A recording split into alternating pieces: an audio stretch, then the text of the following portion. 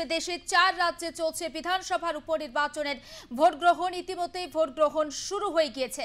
আরও একবার আপনাদেরকে জানিয়ে রাখতে চাই, দেশে 4 জায়গাতে চলছে বিধানসভা উপনির্বাচনের ভোট গ্রহণ। উপনির্বাচনের ভোট গ্রহণ ইতিমধ্যেই শুরু হয়ে গিয়েছে। পশ্চিমবঙ্গের একটি বিধানসভা কেন্দ্রে, গুজরাটের 2টি কেন্দ্রে, কেরলের 1টি, পাঞ্জাবের 1টি কেন্দ্রে উপনির্বাচনের ভোট গ্রহণ। গুজরাটের কাদি এবং ভিসাভাদর কেন্দ্রে চলছে উপনির্বাচনের ভোট গ্রহণ। উপনির্বাচন চলছে কেরলের নীলাম্বুর কেন্দ্রে। উপনির্বাচনের ভোট গ্রহণ চলছে পাঞ্জাবের লুধিয়ানা পশ্চিম কেন্দ্রে। উপনির্বাচনের ভোট গ্রহণ চলছে পশ্চিমবঙ্গের কালীগঞ্জ কেন্দ্রে। আরও একবার জানিয়ে রাখতে চাই আপনাদের, 26-এর বিধানসভা নির্বাচন কিন্তু খুব বেশি দেরিতে নেই, কিন্তু তার আগে নদিয়ার কালীগঞ্জ বিধানসভা কেন্দ্রে আজকে উপনির্বাচনের ভোট গ্রহণ। কার্যত সেমিফাইনাল প্রত্যেকটা দলের কাছে, কারণ এই কালীগঞ্জ বিধানসভা নির্বাচন বা উপনির্বাচনের ভোট গ্রহণে ত্রিমুখী লড়াই। তৃণমূল, বিজেপি এবং বাম সমর্থিত কংগ্রেস প্রার্থীর মুখোমুখি লড়াই নদিয়ার এই আসনে। তৃণমূল বিধায়কের মৃত্যুতে ফাঁকা হয় এই আসন। উপনির্বাচনে এখানে তৃণমূল প্রার্থী প্রয়াত বিধায়কের মেয়ে আলিফা আহমেদ, বিজেপি প্রার্থী হয়েছেন আশিস ঘোষ, বামেদের সমর্থনে কংগ্রেসের হয়ে লড়াই করছেন কবিল উদ্দিন আহমেদ। রাজনৈতিক বিশেষজ্ঞদের যে পর্যবেক্ষণ বা রাজনৈতিক বিশেষজ্ঞদের যে মত, মনে করা হচ্ছে যে এই ভোটের ফলাফল 26-এর বিধানসভা নির্বাচনের আগে কিছুটা হলেও ভোটের যে একটা দর্পণ, কোন দল কোন জায়গায় রয়েছে সেটা কিন্তু তারা ছকে নিতে চাইছেন। তাই তৃণমূল, বিজেপি, বাম, কংগ্রেস জোট সহ সমস্ত দলের নেতা কর্মীরা একেবারে মাটি কামড়ে পড়ে রয়েছেন। এই মুহূর্তে যে ছবি আপনাদের সামনে আমরা স্ক্রিনে রাখছি, নদিয়ার কালীগঞ্জ বিধানসভা কেন্দ্রে উপনির্বাচনের ভোট গ্রহণে ভোটারদের যে লাইন, সেই ছবি দেখাচ্ছি। বৃষ্টিকে উপেক্ষা করেই কিন্তু সেখানে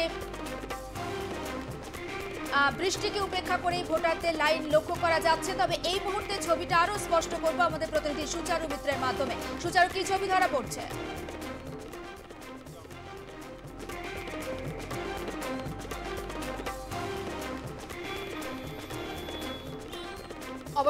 কালীগঞ্জ বিধানসভার ভোট সকাল থেকে চলছে, মোটের উপর শান্তিপূর্ণ। এই মুহূর্তে আমরা রয়েছি চাঁদঘর আদর্শ বিদ্যাপীঠ।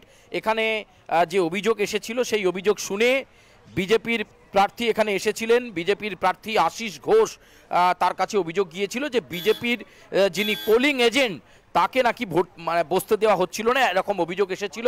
সেই অভিযোগ পেয়ে আশিসবাবু এসেছেন, বিজেপির প্রার্থী এসেছেন এই চাঁদঘর আদর্শ বিদ্যাপীঠ স্কুলে।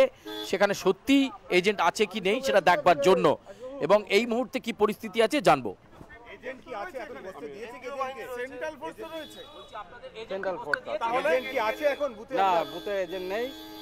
বিভিন্ন রকম এরা পরিকল্পনা করছে, হুমকি।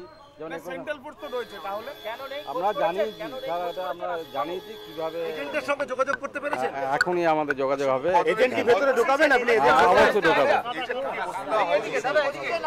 একেবারে বিজেপির প্রার্থী কিন্তু বলছেন যে তাদের এজেন্ট এই বুথে নেই। কেন নেই তিনি খোঁজ চালাচ্ছেন। চাঁদঘর আদর্শ বিদ্যাপীঠ, আমি ছবিটা দেখাতে বলবো এই মুহূর্তে কৃষ্ণেন্দুকে।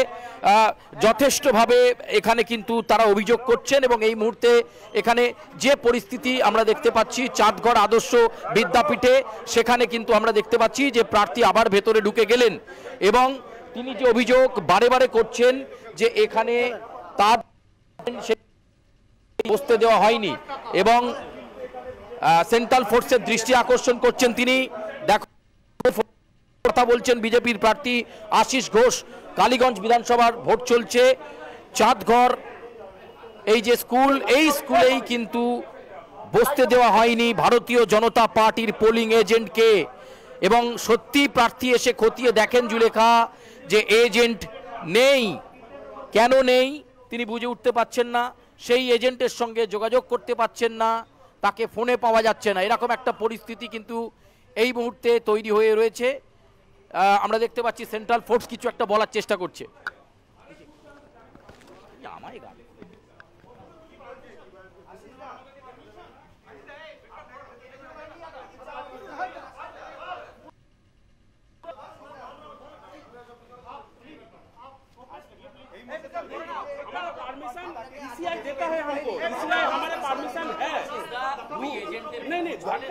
দেখুন, আমরা 56 নম্বর বুথে যাচ্ছি, এবং গিয়ে কি পরিস্থিতি আমরা দেখেছে আপনাদের সঙ্গে কথা বলবো।